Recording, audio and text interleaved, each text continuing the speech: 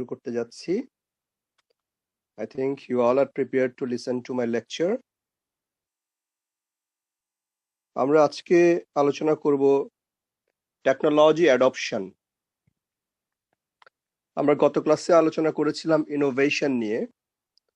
তো আমরা দেখেছি যে কোন একটা জিনিস ইনভেনশন লেভেলে থাকতে পারে, কিন্তু যতক্ষণ না সেটা সোসাইটি কিংবা মার্কেটকে ইম্প্যাক্ট না করবে ততক্ষণ পর্যন্ত সেটা ইনোভেশন না।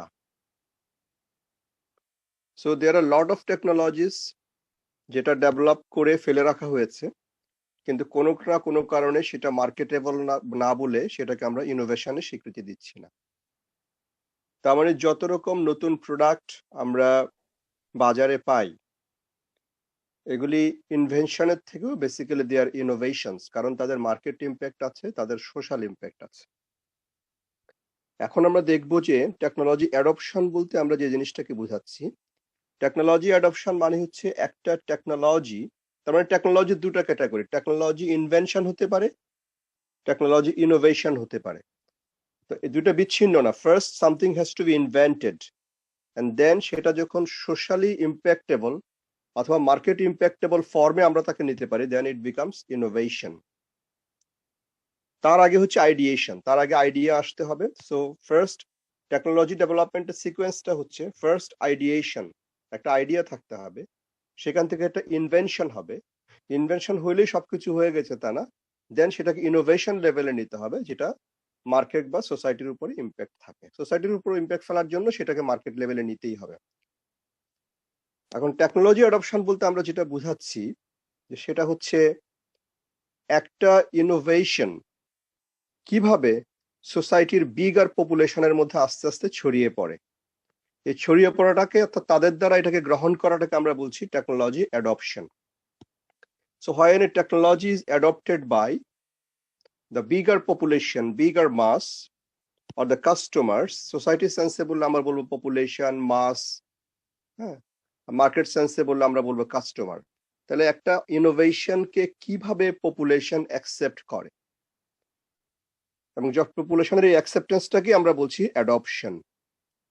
তো এই ক্ষেত্রে আমরা যে থিওরিটা পড়বো সেটা হচ্ছে ডিফিউশন অফ ইনোভেশন থিওরি। এটার নাম শুনছো, diffusion of innovation theory is the mechanism of technology adoption over the bigger population of the society. Diffusion of innovation theory টা কি? এটার নাম শুনেই বোঝা যাচ্ছে যে ইনোভেশন ডিফিউজ করে। তার মানে টেকনোলজি যে সোসাইটিতে অ্যাডপ্ট হয়, মাস পিপলের কাছে অ্যাকসেপ্টেবল হয়, তারা সেটা পারচেজ করে, ইউজ করে, এই প্রক্রিয়াটা কোনো এটা লেজারের মতো কোনো আমরা বলবো যে স্টিমুলেটেড ইমিশন টাইপ কোনো শার্প প্রসেস না, it's a diffusion process. It's a diffusion process. Diffusion মানে যে কোনো প্রসেস যখন ডিফিউশন হয়, that means it's a slow process, comparatively slow process.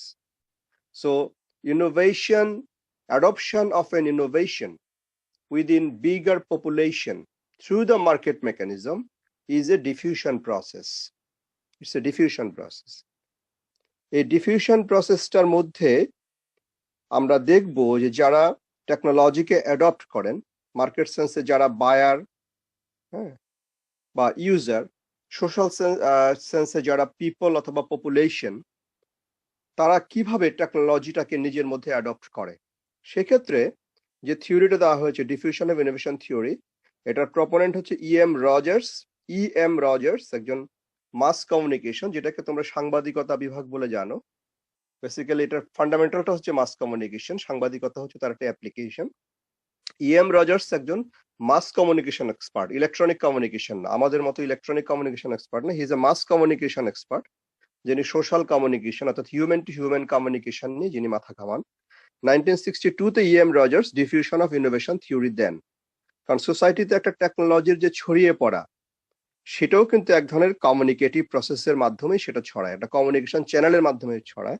সেই জন্য রজার্সের এটা কনসার্ন ছিল যে এটা কিভাবে ছড়ায় আসলে। তো রজার্স এটা স্টাডি করতে গিয়ে 5 ধরনের অ্যাডপ্টার ক্যাটাগরি, 5 ধরনের লোককে উনি চিহ্নিত করেছেন যে সমাজের লোকেরা যে টেকনোলজি অ্যাডপ্ট করে ব্যবহার করার জন্য এই টেকনোলজি বলতে ডেফিনেটলি ইনোভেশন টেকনোলজি, ইনভেনশন নয়। ইনভেনশন হলে এটা ল্যাবে থাকবে বা কোন একটা ল্যাবের আর্কাইভে থাকবে। ইনোভেশন মার্কেটে আসা মানে সেটা ইনোভেশন। উনি বলছেন যে 5 ধরনের লোক হয় যারা এই টেকনোলজিকে অ্যাডপ্ট করে ব্যবহার করার জন্য। তাদের প্রথম ক্যাটাগরিকে উনি বলছেন ইনোভেটরস। আমি বলছি, please write it down. First category হচ্ছে ইনোভেটরস, সেকেন্ড ক্যাটাগরি হচ্ছে আর্লি অ্যাডপ্টার্স, থার্ড ক্যাটাগরি হচ্ছে আর্লি মেজরিটি, ফোর্থ ক্যাটাগরি হচ্ছে late majority, and fifth category হচ্ছে লেগার্ডস। আমি আবার রিপিট করছি, ইএম রজার্স 5 ধরনের লোককে ক্লাসিফাই করেছেন টেকনোলজি ইউজের মেন্টালিটির জায়গা থেকে, যে 5 জনের মেন্টালিটি 5 রকম, যে তারা জিনিসটাকে অ্যাডপ্ট করার ক্ষেত্রে যে সাইকোলজিক্যাল রেসপন্স শো করে, অ্যাডপ্ট করার ক্ষেত্রে অর্থাৎ জিনিসটা কেনার ক্ষেত্রে, নিজের কাছে এটা হোল্ড করার ক্ষেত্রে, মার্কেট থেকে যে সে কিনে নিয়ে আসবে, এই ধরনের এই বিহেভিয়ারের লোক হচ্ছে 5 রকম বিহেভিয়ারের লোক হয়। First one, I again repeat, the first category is the innovators. Second category, the innovators না, only innovators. Second category হচ্ছে early adopters, third category হচ্ছে early majority, fourth category হচ্ছে late majority, fifth category হচ্ছে laggards. তো সোসাইটির পপুলেশনকে যদি আমরা 100% ধরি, টোটাল পপুলেশনকে, এই 5 ধরনের লোক আছে টেকনোলজি অ্যাডপ্ট করার, মাইন্ড শো করার ক্ষেত্রে, এবং এক একজনের বিহেভিয়ার এক এক রকম, আমরা একটু পরে বলছি। আমরা আগে সংখ্যাটা বলে নিই যে কত পার্সেন্ট লোক ইনোভেটর। অনলি 2.5% লোক হচ্ছে ইনোভেটরস।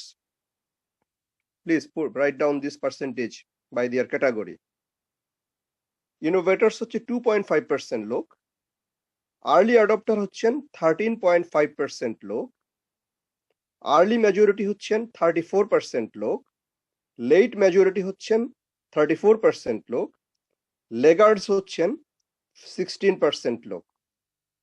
এই মিলে হচ্ছে 100% লোক। আমি আবার রিপিট করছি, আর্লি ইনোভেটরস হচ্ছেন 2.5%, ইনোভেটরস 2.5%, আর্লি অ্যাডপ্টার হচ্ছেন 13.5%, আর্লি মেজরিটি হচ্ছেন 34%, লেট মেজরিটি হচ্ছে 34%, লেগার্ডস হচ্ছেন 16%। এই মিলে হচ্ছে 100% লোক।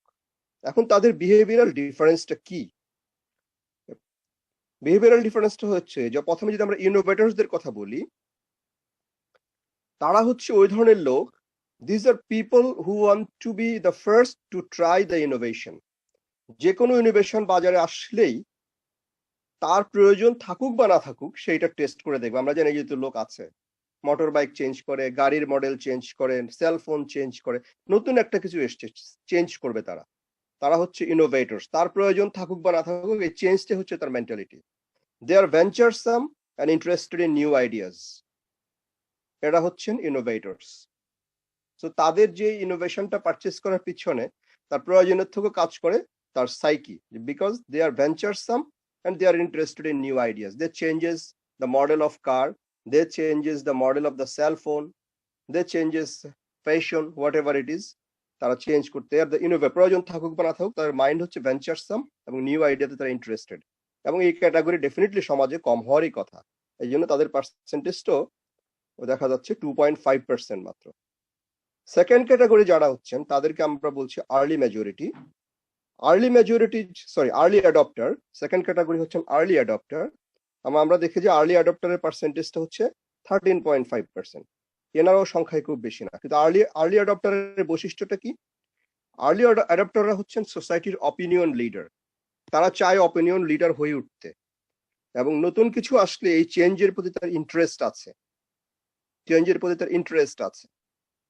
এবং তাদেরকে প্রভাবিত করতে গেলে শুধুমাত্র যদি ইউজার ম্যানুয়াল এবং ছোট একটা লিফলেট দেওয়া যায় যে এটা এইভাবে কাজ করে, জিনিসটা আপনি ব্যবহার করে দেখেন, তারা তাৎক্ষণিক সেটা নিয়ে কনভিন্সড হয়ে যায়, কারণ তার মন আগে থেকে রেডি ছিল এবং সে নিজেকে অপিনিয়ন লিডার মনে করে যে আমি ব্যবহার করলে আমাকে দেখে অনেকে ফলো করবে, আমাকে সবাই দেখুক যে আমি জিনিসটা ইউজ করছি। কিন্তু ইনোভেটরদের মেন্টালিটি সেটা না। Innovator is very self minded people. তারা ভেঞ্চারসাম, সে নিজে নতুন জিনিস চেঞ্জ করতে চায়, কেউ তার দ্বারা প্রভাবিত হবে, আমি অপিনিয়ন লিডার হব, এগুলিকে মাথায় রেখে ইনোভেটররা বিহেভ করে না। ইনোভেটরস আর ভেঞ্চারসাম। ইনোভেটরদের পরের ক্যাটাগরিটা আমি যখন বলছি আর্লি অ্যাডপ্টার, আর্লি অ্যাডাপ্টাররাও চেঞ্জের প্রতি তাদের মাইন্ড আগে থেকে রেডি হয়ে থাকে, কিন্তু তাদের সাইকিটা থাকে যে I am an opinion leader. So তারা লিডারশিপ রোলকে তারা এনজয় করে, এবং তারা চেঞ্জ যদি কোনো কিছু দেখে সেটাকে তারা অ্যাডপ্ট করে নেয়, এই কারণে যে সে মনে করে যে আমাকে অন্যরা ফলো করবে, so I should do it. এবং তাদেরকে কনভিন্স করতে গেলে খুব বেশি প্রচারণার দরকার হয় না, যে কোনো একটা ইনোভেশন তাদের কাছে নিয়ে শুধুমাত্র ইউজার ম্যানুয়াল এবং ছোট্ট ইনফরমেশন ব্রোশিউর দিলে তারা আগে থেকে প্রভাবিত হওয়ার জন্য রেডি হয়েছে, কারণ সে জানে যে তাকে দেখে আবার অন্যরা প্রভাবিত হবে। সো তারা লিডারশিপ রোল প্লে করে এবং তারা চেঞ্জকে ইজিলি এমব্রাস করে। So they are the early adopters. আমরা দেখেছি যে এই আর্লি অ্যাডপ্টার ক্যাটাগরিটাও সংখ্যা খুব বেশি না, তারা হচ্ছে 13.5% পিপল হচ্ছেন আর্লি অ্যাডপ্টার। তারপরে হচ্ছে আর্লি মেজরিটি। তারা লিডারশিপ রোল নিয়ে ভাবে না, দে আর রেয়ারলি লিডার্স। তবে তাদের বৈশিষ্ট্য হচ্ছে যে সোসাইটির অ্যাভারেজ পার্সনদের থেকে তারা একটু অ্যাডভান্স, তারা টেকনোলজিক্যালি কালচারালি একটু অ্যাডভান্সড সোসাইটির অ্যাভারেজ পিপলদের থেকে। সুতরাং তারা যদিও আর্লি অ্যাডপ্টারদের পরে তারা টেকনোলজিকে নেবে, এখানে কিন্তু আস্তে আস্তে টাইম কিন্তু আগাচ্ছে। তো প্রথমেই টেকনোলজিকে নিয়েছিল ইনোভেটররা, তারপরে ইনোভেটরদের পরে একটু লেটে নিয়েছে আর্লি অ্যাডপ্টাররা, আর্লি অ্যাডপ্টারের পরে আরেকটু লেটে নেবে আর্লি মেজরিটিরা। এবং আর্লি মেজরিটিরা আমি বলছি এরা লিডারশিপ, আমি এটা ইউজ করলে আমাকে কেউ এটা ইউজের ক্ষেত্রে লিডার ভাববে যে ওরা আগে ইউজ করেছে, এসব তারা ভাববে না। কিন্তু তারা অ্যাভারেজ পার্সনের আগে তারা ব্যবহার করে, এবং তারা দেখতে চায় যে এটা আসলে রিয়েলি কাজ করে কিনা, তারা আসলে রিয়েলি কাজ করে কিনা, যে টেকনোলজিটা আমার সামনে হাজির করা হচ্ছে এটা রিয়েলি কাজ করে। এই রিয়েলি কাজের জন্যই তারা কিন্তু লেট করে। তাদের রিয়েলি কাজ করে কিনা তারা প্রমাণটা পায় আর্লি অ্যাডপ্টারের কাছ থেকে। তার মানে আর্লি অ্যাডপ্টারের রোলটা হয়ে যাচ্ছে এখানে অপিনিয়ন লিডারের। এই অপিনিয়নটা সে প্রোভাইড করলো কাকে? আর্লি মেজরিটিকে। এবং আর্লি মেজরিটি আবার সাইকোলজিক্যালি শিওর হতে চায় যে নতুন জিনিসটা রিয়েলি কাজ করে কিনা। হ্যাঁ, সুতরাং আর্লি অ্যাডপ্টারের কাছ থেকে আর্লি মেজরিটি ইনফরমেশন পায়, তাতে আর্লি অ্যাডপ্টারের লিডারশিপ রোলও স্যাটিসফাই হয়। আবার আর্লি মেজরিটি যে সাইকোলজিক্যাল ডিমান্ড, যে জিনিসটা রিয়েলি কাজ করে কিনা এটা আমাকে আগে শিওর হতে হবে, সেটাও ফুলফিল হয়।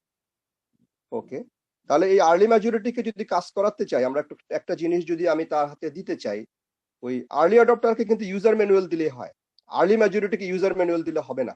কারণ সে বলবে এটা দিয়ে আমি কি করবো, এটা রিয়েলি কাজ করে কিনা আমি কোথায় প্রমাণ পাবো? তাকে কিছু সাকসেস স্টোরি শোনাতে হয়। তাহলে জিনিসগুলি কিভাবে ভ্যারি করছে? ইনোভেটরের জন্য কিছুই লাগে না, ইনোভেটর সহযোগী হয়ে বাজার থেকে কিনতে যাবে, ইউজার ম্যানুয়াল পাওয়া যাক বা না যাক, কারণ সে হচ্ছে ভেঞ্চার সাম লোক, এবং সে কাউকে প্রভাবিত করার জন্য করছে না, নিজের সাইকোলজিক্যাল গ্রেটিফিকেশনের জন্য ইনোভেটর যে কোনো জিনিস বাজারে নতুন আসলে সেটা কেনে। আর্লি অ্যাডপ্টার সে নিজেকে লিডার ভাবে, এবং সে মনে করে আমি ব্যবহার করলে অন্যরা ব্যবহার করবে, এবং চেঞ্জের প্রতি তার একজন আকাঙ্ক্ষা আছে। At the same time change জিনিসটা ইউজ করার মাধ্যমে সে অন্যকেও লিড দিতে চায়। So he is early adopter, এবং তাকে কিছুটা ম্যাটেরিয়াল যোগান দিতে হয়, সেটা আমি বলছি ইউজার ম্যানুয়াল এবং ছোট্ট ইনফরমেশন ব্রোশিউর দিলে আর্লি অ্যাডপ্টার সহজে প্রভাবিত হয়ে যাবে। ওকে, কিন্তু early majority is sensitive little, এই কারণে যে সে শিওর হতে চায় যে এই জিনিসটা রিয়েলি কাজ করে কিনা, আমাকে কিছু সাকসেস স্টোরি শোনাও যেটা রিয়েলি কাজ করে, আমাকে ইউজার ম্যানুয়াল দিয়ে কাজ হবে না, যেখানে আর্লি অ্যাডপ্টারের ক্ষেত্রে ইউজার ম্যানুয়াল দিলে কাজ হয়ে যায়।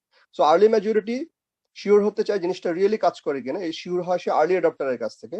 আর্লি অ্যাডপ্টারের লিডারশিপ ডিমান্ডটা এই ক্ষেত্রে স্যাটিসফাই হয়, আর আর্লি মেজরিটির ওই যে তথ্য দরকার আগে সেটা সফলভাবে ব্যবহার করা যাচ্ছে কিনা সেটা সে আর্লি অ্যাডপ্টারের কাছ থেকে পায়। Then comes late majority. Late মেজরিটির ক্ষেত্রে সে যেটা হচ্ছে সেটা, তাহলে অলরেডি কিন্তু পার্সেন্টেজ অনেক পার হয়ে গেল। 2.5% ইনোভেটর অলরেডি ইউজ করেছে নিজের চেঞ্জের প্রতি তার যে অ্যাডভেঞ্চার আছে সেই জায়গা থেকে। 13.5% আর্লি অ্যাডপ্টার ইউজ করেছে because he wants to be opinion leader. Early অ্যাডপ্টারের কাছ থেকে সাকসেস স্টোরি শুনে বা আর্লি অ্যাডপ্টারের ইউজ সাকসেস স্টোরি সেলস এজেন্টের কাছ থেকে শুনে আর্লি মেজরিটি 34% তারা ব্যবহার করেছে। তার মানে একটা বিশাল পার্সেন্টেজ কিন্তু অলরেডি ইউজ করে ফেলেছে। এরপরে আসছে লেট মেজরিটি। লেট মেজরিটির কথা যদি আমি বলি, লেট মেজরিটি হচ্ছে একটু স্কেপটিক্যাল টাইপের, তারা চেঞ্জের প্রতি স্কেপটিক্যাল একটু। তো অনেক লোক যখন ব্যবহার করে ফেলে যে তখন তারা মনে করে যে হ্যাঁ আমি একটু ইউজ করি, এবং তাকে প্রভাবিত করতে গেলে যেটা লাগে তখন তাকে বলতে হয় যে অনেক লোক ব্যবহার করছে, আপনি এটা ব্যবহার করতে পারেন। তখন সে মনে করে যে হ্যাঁ এটা ব্যবহার করে দেখা যাক, সে হচ্ছে লেট মেজরিটি। মেজরিটি কথাটা বলা হচ্ছে একটা আর্লি মেজরিটি আছে, একটা লেট মেজরিটি। লেট মেজরিটি বা আর্লি মেজরিটি, মেজরিটি শব্দটা এসে পার্সেন্টেজ দেখলে বোঝা যায় তারা সংখ্যা অনেক বেশি। So late majority are those people who are sceptical of চেঞ্জের প্রতি তারা স্কেপটিক্যাল, তারা ডিনাই শো করছে না। স্কেপটিক্যাল মানে কিন্তু এটা দোদুল্যমান অবস্থা আর কি, তারা ডিনাই করে না, কিন্তু তারা একটা ইনোভেশনকে তখনই অ্যাডপ্ট করে যখন তারা অনেক লোক এটা অলরেডি ব্যবহার করেছে, এবং তাদেরকে প্রভাবিত করতে গেলে ওই ইনফরমেশনটা দিলেই হয় যে দেখেন অনেক লোক কিন্তু এটা অলরেডি ব্যবহার করছে এবং সেটার অনেক সাকসেস পাওয়া গেছে। এইটা তাদেরকে জেনারেল ইনফরমেশন হিসেবে দিলেই লেট মেজরিটি পিপলরা একটা ইনোভেশনকে অ্যাকসেপ্ট করে। লাস্ট ক্যাটাগরি হচ্ছে লেগার্ডস। এই লেগার্ডসরা কোনো অত্যন্ত কনজারভেটিভ, কোনো প্রকার চেঞ্জ তারা নিতে চায় না। তাদেরকে যে স্কেপটিক্যাল আমি বলি তাহলে বলতে হবে ভেরি স্কেপটিক্যাল, যদি তাদের প্রতি একটু কম্প্রোমাইজড ওয়ার্ড ইউজ করতে চাই। কারণ স্কেপটিক্যাল আমরা অলরেডি বলেছি লেট মেজরিটির ক্ষেত্রে। লেগার্ডের ক্ষেত্রে যদি বলতে তাহলে বলতে হবে ভেরি স্কেপটিক্যাল, কনজারভেটিভ, এবং তারা কোনো চেঞ্জ করতে চায় না। তারা যখন ঝামেলায় পড়ে যায় এই একটা টেকনোলজি আগের যেটা ব্যবহার করছিলাম সেটার কোনোভাবেই কাজ করছে না, তখন তারা মনে করে যে নতুন টেকনোলজি নেওয়া যাক। যেমন একটা মোবাইল ফোন সেট, সে হয়তো দীর্ঘদিন ধরে ব্যবহার করছে, পরে দেখা গেল এটা ব্যাটারি পাওয়া যাচ্ছে না বা সফটওয়্যার আপডেট হচ্ছে না, তখন লেগার্ডরা চিন্তা করবে যে এবার একটা নতুন ফোন কেনা যাক। So laggards are very conservative. তাহলে আমরা 5টা ক্যাটাগরি অফ পিপলের কথা বললাম, তাদের সংখ্যার কথা বললাম, এবং কাকে কিভাবে প্রভাবিত করতে হয় সেটাও আমরা বললাম।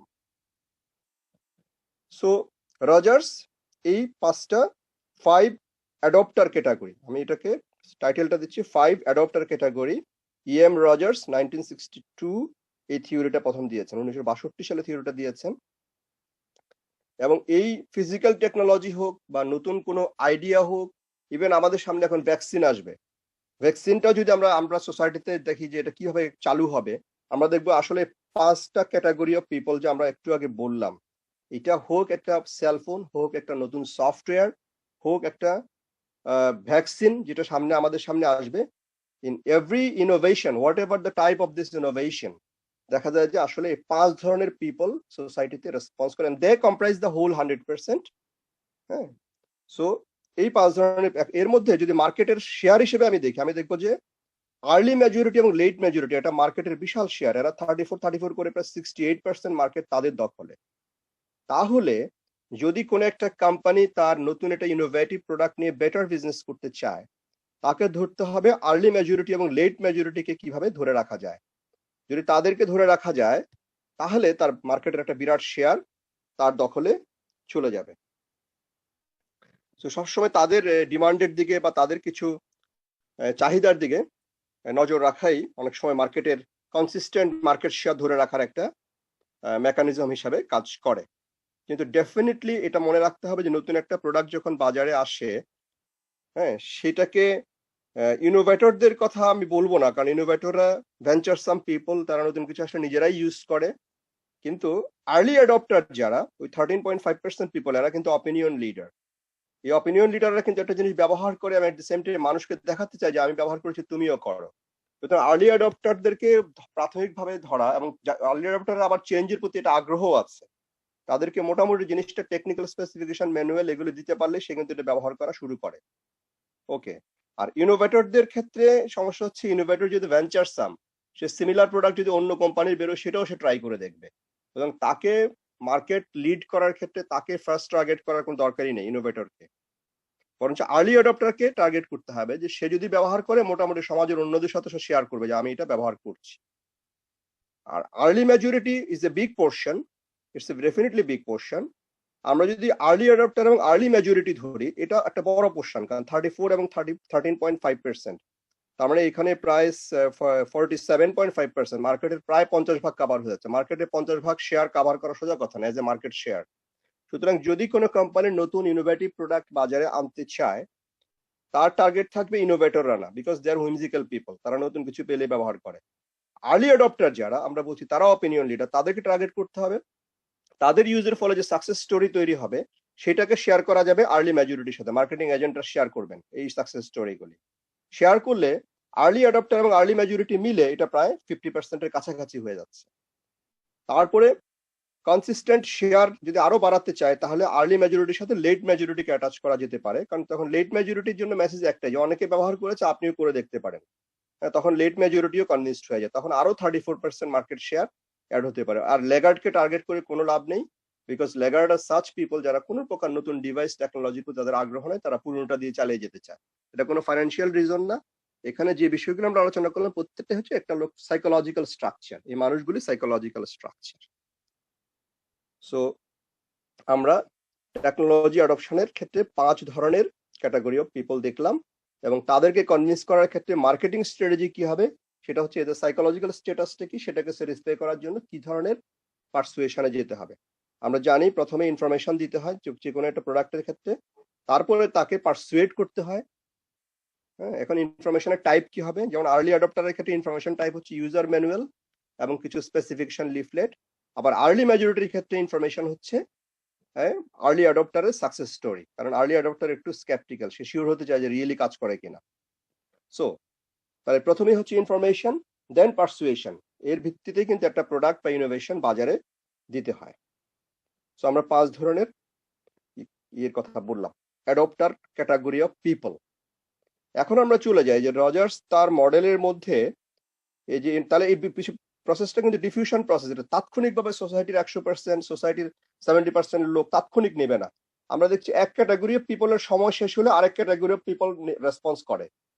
যখন ইনোভেটরদের টাইম শেষ হয়, ইনোভেটররা বাজারে খবর পেলেই প্রথম যেদিন বাজারে জিনিস হবে তখনই দৌড়ে গিয়ে সে কিনতে যাবে ইনোভেটররা। তার মানে সে হচ্ছে ফার্স্ট, এই দৌড়ে সে প্রথমেই থাকে। তার সময়টা শেষ হয়ে গেলে তারপর আর্লি অ্যাডপ্টারের টাইম শুরু হয়। আর্লি অ্যাডপ্টাররা ইউজ করে শেষ করলে তারা যখন কিছু সাকসেস স্টোরি বিল্ড আপ করে তখন আর্লি মেজরিটিরা বাজারে সেটা কিনতে যায়।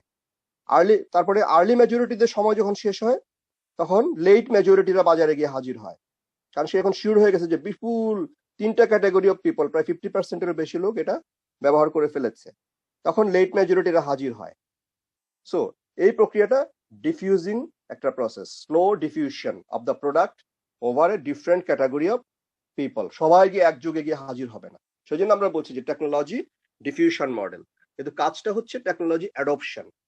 So technology adoption through a diffusion model, and the model is proposed by E.M. Rogers in 1962, and he categorized 5 type of people in the market or in the society যাদের এক একজনের psychological behaviour এক এক রকম, এবং সেটাকে maintain করে ওই ক্যাটাগরি অফ পিপলের প্রোডাক্টের কেনার ক্ষেত্রে বা প্রোডাক্টটা অ্যাডপ্ট করার ক্ষেত্রে তার রেসপন্সটা শো। এখন আমরা দেখি যে এই ডিফিউশন প্রসেস আমরা বলছি স্লো বলছি, কিন্তু আমরা তো চাই যত ফাস্টার হয় তত আমাদের প্রফিটের জন্য ভালো, তত, বা ইভেন যদি এটা ওয়েলফেয়ার প্রোডাক্ট হয়, একটা ভ্যাকসিনের মতো ওয়েলফেয়ার প্রোডাক্ট হয়, যত দ্রুত এটা রেসপন্স করে মানুষ তত ভালো। কিন্তু এই ডিফিউশন মেকানিজমটাকে অ্যাভয়েড করার কোনো উপায় নেই, কিন্তু এটা কত ফাস্টার ডিফিউশন হবে সেটা আমাদের একটা টার্গেট হতে পারে। এখন কি কি ফ্যাক্টর এটাকে করতে পারে, প্রভাবিত করতে পারে? প্রথমে হচ্ছে অ্যাওয়ারনেস, একটা অ্যাওয়ারনেস তো থাকতেই হবে। একটা পার্সন যখন একটা প্রোডাক্টকে অ্যাডপ্ট করে, আমরা একটু আগে বলছিলাম যে প্রথমে তার কাছে ইনফরমেশন থাকতে হয়, তারপরে তাকে পারসুয়েট করতে হয়। সেটা হচ্ছে পারসুয়েশন করাটা কিন্তু এজেন্টের বিষয়, যারা জিনিসটা সেল করতে আসবেন তাদের বিষয়।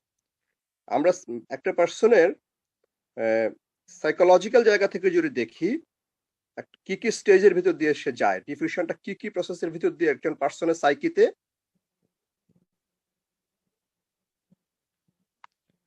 So welcome back to my class again, students. So আমরা যে জায়গাটায় ছিলাম সেটা হচ্ছে যে what are the mental stages, কি কি স্টেজের ভিতর দিয়ে একটা মানুষ পার হয় একটা টেকনোলজি অ্যাডপ্ট করার ক্ষেত্রে। তো ফার্স্ট স্টেজটা হচ্ছে অ্যাওয়ারনেস। অ্যাওয়ারনেসটা কি? Simply the need for an innovation, যে আমার একটা ইনোভেটিভ জিনিস প্রয়োজন। So first stage is the awareness. The second stage is decision two adopt অথবা রিজেক্ট, যে আমি একটা এই জিনিসটা নিব কি নিব না, এই ইনোভেশনটা আমি নিব কি নিব না। And third stage is the initial use, আমি প্রাথমিকভাবে এটা ব্যবহার করলাম এবং টেস্ট করলাম। And the fourth stage is continued use. So these are the 4 psychological stages that a user passes through when he decides to use a new innovation. So I repeat again, the first stage is the awareness, the second stage is the decision to adopt, the third stage is the initial use, the fourth stage is the continued use. So these are the mental stages then that an user goes through. এখন আমরা আলোচনা করতে চাই যে 5টা factor আছে। একটু আগে আলোচনা করলাম মেন্টাল স্টেজগুলি। একজন ইন্ডিভিজুয়াল ইউজার কি কি মেন্টাল স্টেজের ভিতর দিয়ে যায় একটা ইনোভেশনকে ইউজ করার ক্ষেত্রে। এখন আমরা সেটা 4টে স্টেজ বলে শেষ করলাম। এখন আমরা যাচ্ছি 5টা মেইন ফ্যাক্টর একটা টেকনোলজির ইনোভেশনকে যেটা ইনফ্লুয়েন্স করে। ইনফ্লুয়েন্স করা মানে হচ্ছে এটা রেটকে ইনফ্লুয়েন্স করে। এবং আমরা রিপিট করছি আবার যে আমাদের মূল আলোচনাটা হচ্ছে টেকনোলজির ক্ষেত্রে আসলে কোনো ইউফোরিক কোনো ব্যাপার নাই যে লক্ষ লক্ষ লোক একযোগে দৌড় দেবে যে এটা আমাকে পেতে হবে। টেকনোলজি একটা সোসাইটিতে মার্কেটের মাধ্যমে ছড়াবে, মার্কেট মেকানিজমের মাধ্যমে ছড়াবে, সেটা একটা ডিফিউশন প্রসেস। এটা খুব বেশি সুপার ফাস্ট কোনো প্রসেস না। সো টেকনোলজি নিয়ে কোনো ইউফোরিয়ার ব্যাপার নেই। আমরা খেয়াল করবো যে কিছুদিন পরে যখন ভ্যাকসিন আসবে, খুবই much desired, চেরিস্ট, expected, much awaited একটা টেকনোলজি আমরা অপেক্ষা করছি যে কখন একটা ভ্যাকসিন আসবে, একটা কোভিড ভ্যাকসিন কখন আসবে। কিন্তু আসার পর আমরা দেখবো যে এই 5 ধরনের লোক যে সমাজের মধ্যে আছে তাদের রেসপন্সটা আমরা নিজের চোখে দেখতে পাবো। দো ইট ইজ লাইফ সেভিং, দো ইট ইজ ভেরি এসেনশিয়াল, তারপরে দেখা যাবে ভ্যাকসিনের ক্ষেত্রে কোনো ইউফোরিয়া ঘটবে না আসলে বাজারে আসার পর। এই ক্ষেত্রে ওই 5 ক্যাটাগরির লোক তাদের সাইকোলজিক্যাল স্ট্রাকচার অনুযায়ী রেসপন্স করবে এবং একটা ডিফিউশন প্রসেসের ভিতর দিয়ে গোটা সোসাইটিতে ভ্যাকসিনটা অ্যাডপ্ট হবে। So technology, there is nothing euphoria about technology and technology adoption. Mulato, it is a diffusion process, and diffusion means it is a slow process. But how much is slow, how much faster? Slow মধ্যে fastness থাকে। তো আমরা first বলি না এই কারণে যে এটাকে কেন্দ্র করে কোনো ইউফোরিয়া হয় না টেকনোলজিকে কেন্দ্র করে। সো আমরা এখন দেখে যে কি 5টা ফ্যাক্টর টেকনোলজির অ্যাডপশনকে ইনফ্লুয়েন্স করে। The first one is relative advantage. Second one is compatibility. The third point is complexity. The fourth point is triability. The fifth point is observability. এই 5টা পয়েন্টের সাথে আগের যে 4টা মেন্টাল স্টেজ উল্লেখ করেছি কিছুটা মিল পাওয়া যাবে। এবং এই যে 5টা ফ্যাক্টর এখন বলা হচ্ছে যেটা টেকনোলজি অ্যাডপশনকে ইনফ্লুয়েন্স করে, এই ইনফ্লুয়েন্সটা কি অর্থে ইনফ্লুয়েন্স? অ্যাডপশন রেটটা যত ফাস্টার হয় আমরা তত ভালো বলবো। এক হচ্ছে একটা ওয়েলফেয়ার প্রোডাক্ট হলে সমাজের মধ্যে এটা দ্রুত ছড়িয়ে পড়বে, যদিও ডিফিউশনকে অ্যাভয়েড করার কোনো উপায় নেই। ডিফিউশন কথাটাই তাকে স্লো করে দিয়েছে প্রথমে, কিন্তু তার মধ্যে কতটা ফাস্টার হয় সেটা ভালো। আমরা যদি নিজেরা কোম্পানি হই আমরা চাইবো আমাদের প্রোডাক্ট কত দ্রুত সমাজের মধ্যে ছড়িয়ে পড়বে, আমাদের প্রফিট, আমাদের ইনভেস্টমেন্ট রিটার্ন তাড়াতাড়ি আসবে। আমরা যদি রাষ্ট্র হয়ে থাকি আমরা চাইবো মানুষ কত দ্রুত এটাকে নেবে, কারণ একটা বিষয় জোর করা হয়তো যাবে না, কত দ্রুত নিলে একটা ভ্যাকসিন মানুষ যদি নিজের ইচ্ছায় নিতে থাকে তাহলে মানুষ উপকৃত হবে, সমাজ উপকৃত হবে। কিন্তু টেকনোলজি মানে এটা ডিফিউজ করবে, এটা ইউফোরিক হবে না। তো সেক্ষেত্রে যে 5টা পয়েন্ট বললাম, ফার্স্ট পয়েন্টটা আমরা আবার রিপিট করি, রিলেটিভ অ্যাডভান্টেজ। রিলেটিভ অ্যাডভান্টেজটা হচ্ছে এটা খুব সহজ কথা যে আমি আগে ডেফিনেটলি কোনো না কোনো টেকনোলজি ইউজ করছিলাম, আগেরটার তুলনায় এটা কতটা আমাকে রিলেটিভ অ্যাডভান্টেজ দেবে, এটা আগেরটার তুলনায় কতটা ভালো মনে হচ্ছে, সেটাই হচ্ছে তার relative advantage. So the degree to which an innovation is seen as better than the idea, program or product it replaces. এটা যে নতুন এসছে এটা তো আগেরটাকে রিপ্লেস করতে চায়, আগেরটার থেকে এটা কতটা ভালো। So the relative advantage. তারপরের প্রশ্ন হচ্ছে compatibility. How much it is consistent, এই ইনোভেশনটা how consistent the innovation is with the values, experience and needs of the potential adopters. যারা পোটেনশিয়াল অ্যাডপ্টার তাদের ভ্যালুজ বলতে এখানে মূল্যবোধকে মেন করা হয়েছে, সামাজিক মূল্যবোধকে। তাদের অভিজ্ঞতা বলতে আগের টেকনোলজি ব্যবহারের অভিজ্ঞতা হতে পারে, সামাজিক অভিজ্ঞতা হতে পারে। তাদের প্রয়োজন, ডেফিনেটলি তার একটা প্রয়োজন আছে, তাহলে সে এটা একটা নতুন টেকনোলজি চাইবে কেন। সুতরাং পোটেনশিয়াল অ্যাডপ্টারের সামাজিক মূল্যবোধ, তার সামাজিক অথবা প্রযুক্তি ব্যবহারের অভিজ্ঞতা এবং তার প্রয়োজনের সাথে কতটা এটা কম্পিটেবল, এটাই হচ্ছে কম্পিটেবিলিটি। কম্পিটেবিলিটি তাহলে নিডের দিক থেকেও কম্পিটেবল হতে হবে, আমার ভ্যালুজ, আমার মূল্যবোধ এবং আমার অভিজ্ঞতার দিক থেকেও এটা কম্পিটেবল হতে হবে। তারপর হচ্ছে কমপ্লেক্সিটি, এটা খুব সহজেই বোঝা যায় এটা ব্যবহার করা কতটা কঠিন অথবা সহজ। তারপর হচ্ছে ট্রাইএবিলিটি, two the extent to which the innovation can be tested or experimented before commitment to adopt is made. তাহলে ট্রাইএবিলিটি হচ্ছে যে আমি এটাকে ফুললি অ্যাডপ্ট করার ক্ষেত্রে আমি এটাকে সাময়িকভাবে টেস্টিং ইউজ কতটা করতে পারি বা তাকে নিয়ে একটা ছোটখাটো এক্সপেরিমেন্ট করতে পারি কিনা, যে ট্রাইএবিলিটির কোনো অপশন আছে কিনা। তারপরে 5 নাম্বার পয়েন্ট হচ্ছে অবজারভেবিলিটি। এই ইনোভেশনটা কতটা টেনজিবল রেজাল্ট আমাকে দিচ্ছে, একদম বোঝা যাচ্ছে যে এটা আসলে আমাকে সত্যিকার রেজাল্টটাই দিচ্ছে। তো এই জিনিসগুলি, তার মানে first point is the relative advantage, second point is the compatibility, third point is the complexity, fourth point is the trialability and fifth point is observability. এই 5টা ক্রাইটেরিয়া এক একজন ইউজার, আমরা 5 ক্যাটাগরির অ্যাডপ্টারের কথা বলছি, 5 ক্যাটাগরির ক্ষেত্রে কারো কারো ক্ষেত্রে এক একজনের ক্ষেত্রে এক এক এক্সটেন্টে কাজ করবে। এটা কিন্তু এখানেও একটু বলে রাখা ভালো। যেমন ধরি আমরা যদি রিলেটিভ অ্যাডভান্টেজের কথা বলি, যারা ইনোভেটর ক্যাটাগরি, যাদেরকে আমরা প্রথম ক্যাটাগরিতে ফেলেছি ইউজার হিসাবে, যারা খুব অ্যাগ্রেসিভ, যারা যে কোনো জিনিস নতুন আসলে ইউজ করতে চায়, যাদেরকে আমরা ইনোভেটর ক্যাটাগরি বলছি, এবং খুবই স্মল পার্সেন্টেজ অফ পিপল, তার 2.5% পিপল তারা, হ্যাঁ, দে ডোন্ট বদার নতুন কিছু আসলে, তারা ভেঞ্চার প্রন পিপল। তার ক্ষেত্রে যদি আমরা বলি, তার ক্ষেত্রে রিলেটিভ অ্যাডভান্টেজ দিয়ে কিচ্ছু আসে যায় না। সে যদি দেখে যে এইটা নতুন একটা কিছু, সে বলবে যে লেট মি ট্রাই, এটা নতুন একটা কিছু এসছে। হ্যাঁ, তার ক্ষেত্রে যদি খুব বেশি রিলেটিভ অ্যাডভান্টেজের হেরফের, তাহলে হয়তো ইনোভেটরও নিতে চাইবে না। ইনোভেটর যে জিনিসকে এক্সপেক্ট করবে না, মানে ইউজ করবে না, সেটা বাজারে একেবারে যাবে না তা না। সেটা অন্য মেকানিজম থাকতে পারে। কিন্তু আমি বলবো যে ইনোভেটরের সাইকিটাই এরকম যে সে যে কোনো কিছুর আগে প্রায়োরিটিতে জিনিসটা নতুন, আমি একটু ব্যবহার করে দেখি। ওকে, তাহলে এই যে 5টা পয়েন্টকে আমি বললাম, এই 5টা পয়েন্ট খুবই অল্প অল্প করে ইনোভেটরের ক্ষেত্রে কাজ করবে, খুবই মিনিমাম কাজ করবে ইনোভেটরের ক্ষেত্রে।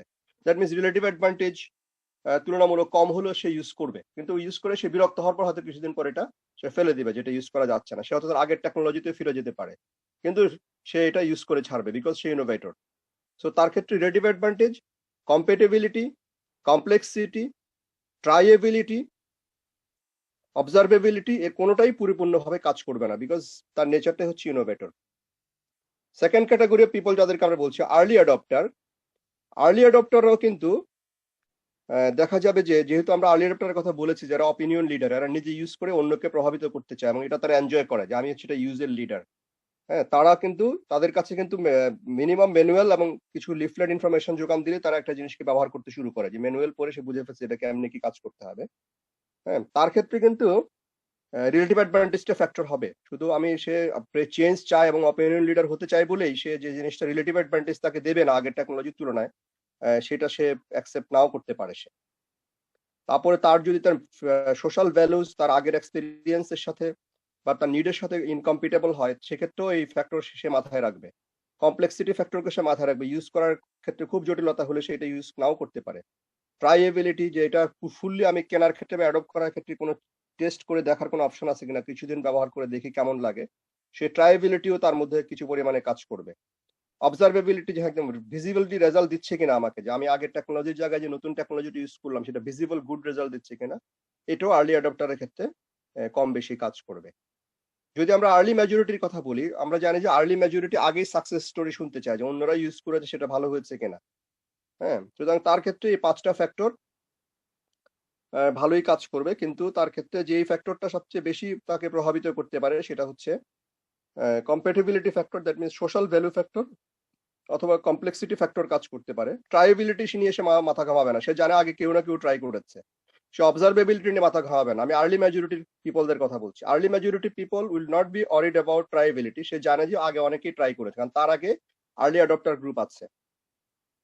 সে অবজারভেবিলিটি নিয়ে মাথা ঘামাবে না, সে দেখবে যেটা আগে যে অন্যরা যেহেতু ইউজ করেছে, ডেফিনেটলি এখানে তার রেজাল্ট অবজারভেবল হবে। সে মাথা ঘামাবে প্রথমে কমপ্লেক্সিটি নিয়ে, এটা যদি ইউজ করা খুব কমপ্লেক্স হয় সে বলবে যে এটা আমার দরকার নেই। সে যদি দেখে তার সামাজিক মূল্যবোধের সাথে এটা খাপ খায় না, কম্পেটেবল না, সে বলবে যে এটা আমার দরকার নেই। রিলেটিভ অ্যাডভান্টেজ, সে জানে এটা আগে এনশিওর, আর্লি অ্যাডপ্টাররা এটা ইউজ করেছে। সুতরাং এই প্রত্যেক 5টা পয়েন্টকে প্রত্যেক ক্যাটাগরি অফ অ্যাডপ্টারের ক্ষেত্রে আমরা কিন্তু দেখাতে পারি যে এক একজনের ক্ষেত্রে এক একটা ফ্যাক্টর বেশি করে কাজ করবে।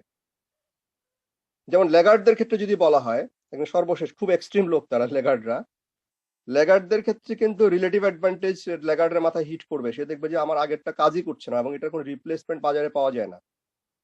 হ্যাঁ, কম্পেটেবিলিটি নিয়ে লেগার্ডরা নাও মাথা ঘামাতে পারে। সে জানে তার আগের সেলফোনটা একদম চলবে না, এখন একটা যেরকমই হোক না কেন সেটা কিছুটা তার ভ্যালুজের সাথে, তার আগের এক্সপিরিয়েন্সের সাথে খাপ না খেলেও সে মনে করবে আমার তো একটা সেলফোন দরকার। স্মার্টফোন আমার ইউজ করতে ভালো লাগে না, ক্যামেরা ফোন আমার ইউজ করতে ভালো লাগে না, আমি এটা বেসিক ফোন ইউজ করছিলাম, সেই বেসিক ফোনের সফটওয়্যার আপডেট হয় না, ব্যাটারিও পাওয়া যায় না। ওকে, লেট দ্য আজান pass, then I'll start again and take a break for 5 minutes please. আমরা আলোচনা করেছি যে মানুষের সাইকোলজিক্যাল যে জার্নিটা একটা টেকনোলজি অ্যাডপ্ট করার ক্ষেত্রে সেই স্টেজগুলি কি কি।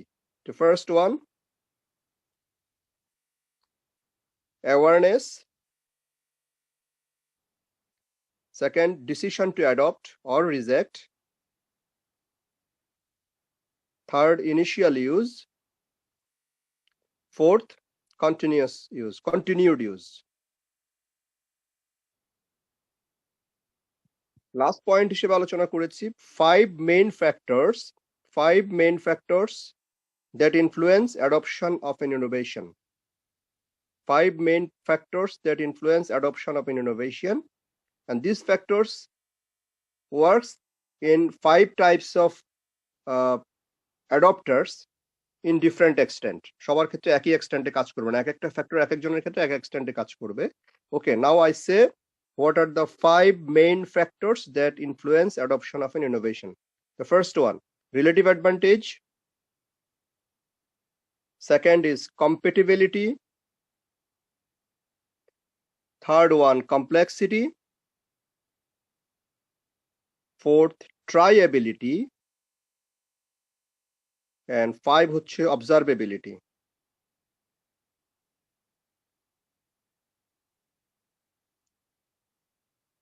লেখা হয়েছে? আর তোমাদের জন্য কেস স্টাডি হচ্ছে, ফার্স্ট কেস স্টাডি হচ্ছে আইফোন। ওকে, আইফোন যখন বাজারে আসে তখন আমার যে 5টা অ্যাডপ্টার ক্যাটাগরি অফ পিপল, এবং আইফোনের পরবর্তীতে দাম কমেছে, আইফোন আবার একটা করে ভার্সন বের করেছে, মেমোরি ইমপ্রুভ করেছে, কখনো স্ক্রিন ইমপ্রুভ করে, স্ক্রিন সাইজ ইমপ্রুভ করেছে, আবার আইফোন পরে স্ক্রিন সাইজ ছোট করে, তোমরা খেয়াল করে দেখবে আইফোন 6X সবচেয়ে বড় স্ক্রিন সাইজ, কিন্তু পরে আবার স্ক্রিন সাইজ ছোট হয়েছে। কিন্তু কন্টিনিউয়াসলি মেমোরি বেড়েছে এবং ফিচার বেড়েছে। একটা জিনিস খেয়াল করে দেখবা, যারা ইনোভেটর ছিল, যারা ইনোভেটর ইউজারের মধ্যে, যারা ইনোভেটর বা অ্যাডপ্টারের মধ্যে যারা ইনোভেটর, তারা কিন্তু প্রথমে আইফোন কিনে নিয়েছে। হ্যাঁ, নতুন একটা জিনিস এসেছে, অ্যাপল একটা আইফোন ছেড়েছে, আমাকে এটা কিনতে হবে, এবং খুব দাম ছিল প্রথম দিকে আইফোনের। এই ইনোভেটররা কিন্তু দাম সত্ত্বেও তারা কিনে নিয়েছে। ওকে, কিন্তু পরবর্তীতে যখন দেখা গেছে যে আইফোন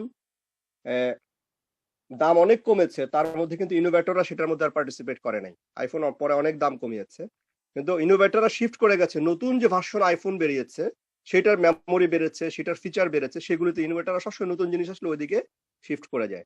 কোম্পানি যখন পরবর্তীতে ইনোভেশনটাকে আরো ডেভেলপ করে, এইটার বেনিফিট নিয়ে ইনোভেটররা মাথা ঘামায় না। আমি এটা হিন্টস হিসাবে বললাম, ঠিক আছে? তো এইভাবে আইফোনের মার্কেটিং কে কেন্দ্র করে বা আইফোনের ডিফিউশনকে কেন্দ্র করে 5 ধরনের লোকের কি ধরনের বিহেভিয়ার হয়েছে, এবং এটা আইফোনের যে কন্টিনিউয়াস ভার্সন চেঞ্জ হয়েছে এতে করে এরা কিভাবে বিহেভ করেছে, এইটা একটা কেস স্টাডি। ওকে, তোমরা চাইলে নিজেরাও কোনো কেস স্টাডি ইনক্লুড করতে পারো, একটা তোমার জন্য ফ্রি রাখবো। আমি 3টা কেস স্টাডি চাই, 2টা আমি বলে দিচ্ছি। One is about iPhone, second হচ্ছে এখন যে ভ্যাকসিন আসবে, এই ভ্যাকসিনকে কেন্দ্র করে কি হতে পারে এটা তোমরা পরে অবজার্ভ করবে ভ্যাকসিন আসলে। সো আমি একটা বলে দিচ্ছি, আইফোনের মার্কেটে এটা যে ডিফিউশন হয়েছে সেক্ষেত্রে 5 ধরনের অ্যাডপ্টার পিপল কি ধরনের বিহেভ করেছে, এইটা একটা সামারি লিখবে যে case study. Future case study is about the Covid vaccine, এটা যখন আসবে তখন তোমরা মার্কেটে খেয়াল করে দেখবা যে মানুষ কিভাবে বিহেভ করছে, এই মডেলটা মিলে কিনা। ওকে, আরেকটা তোমাদের জন্য ফ্রি, তোমরা নিজেরা প্রত্যেকে একটা করে ইন্ডিভিজুয়ালি কেস স্টাডি বের করবা যে টেকনোলজি বাজারে আসার পর এই 5 ক্যাটাগরির লোক 5 ভাবে রেসপন্ড করেছে কিনা রিয়েলি, তাহলে তোমরা পুরো মডেলটা বুঝতে পারবে। তাহলে বোঝা গেল পুরো ব্যাপারটা? ওকে, তাহলে এটা তোমরা একটা নিজেদের জন্য লিখে ফেলো, অ্যাসাইনমেন্টও হয়ে গেল, তোমাদের রিডিং ম্যাটেরিয়ালও হয়ে গেল। কোনো প্রশ্ন আছে কারো? Any question please? তাহলে ইন সামারি আমরা শেষ কথাটাই বলবো যে টেকনোলজি নিয়ে সোসাইটিতে সায়েন্সের আগে সায়েন্স ফিকশন হয়, টেকনোলজিকে কেন্দ্র করে অনেক রকম ফিকশন হয়, মানুষ খুব মনোযোগ দিয়ে সে সমস্ত বই পড়ে। হ্যাঁ, অনেক সময় কিন্তু এটা টেকনোলজিকে কেন্দ্র করে মনে রাখতে হবে যে সোসাইটিতে কোনোদিন ইউফোরিক ব্যাপার ঘটবে না, এটা সবসময় একটা ডিফিউশন মেকানিজমের ভিতর দিয়ে গোটা সমাজে ছড়িয়ে পড়বে থ্রু দ্য মার্কেট মেকানিজম, এবং এক্ষেত্রে ইউজারদের মধ্যে রজার্স 5 ক্যাটাগরির ইউজার চিহ্নিত করেছেন এবং তাদের এক ক্যাটাগরির পরে আরেক ক্যাটাগরি রেসপন্ড করতে থাকবে, এইভাবেই কন্টিনিউয়াসলি সোসাইটির মধ্যে টেকনোলজিটা অ্যাডপ্ট হতে থাকবে। ফার্স্ট একটা ক্যাটাগরি অ্যাডপ্ট করবে, তারপরে আরেকটা ক্যাটাগরি, তারপরে আরেকটা ক্যাটাগরি, এবং একজনের থেকে আরেকজন এটা স্লো ল্যাগার্ড, একজনের থেকে সর্বশেষ হচ্ছে ল্যাগার্ড, একজনের থেকে আরেকজনের একটু টাইম লেপস আছে, সবাই একযোগে গিয়ে একটা টেকনোলজিকে নিয়ে ঝাঁপিয়ে পড়বে না। এটাই আমরা ইন সামারি জানলাম। Technology is about diffusion in the society, not about a burst. So thank you so much for joining the class. Thank you so much. Wa alaikum assalam.